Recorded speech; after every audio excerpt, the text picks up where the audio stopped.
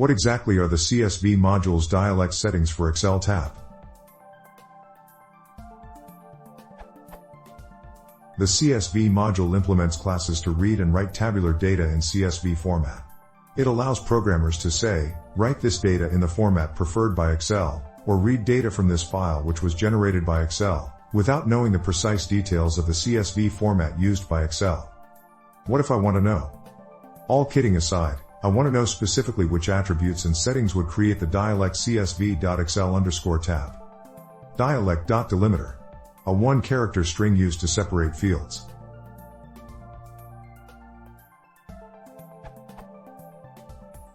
Dialect.doublequote controls how instances of quotecher appearing inside a field should themselves be quoted.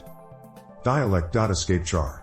A one-character string used by the writer to escape the delimiter if quoting is set to quote_none and the quotecher if double quote is false.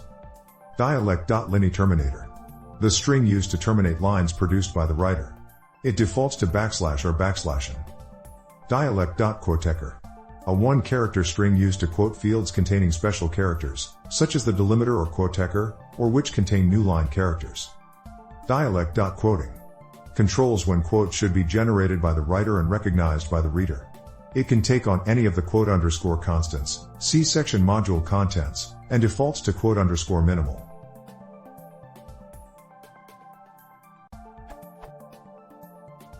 Dialect.skip initial space when true, white space immediately following the delimiter is ignored. The default is false.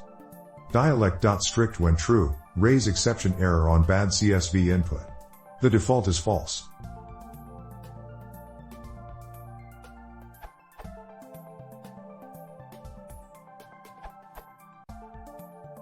Going straight to the source of lib/csv.py, Excel tab has all the properties of Excel, plus a tab delimiter.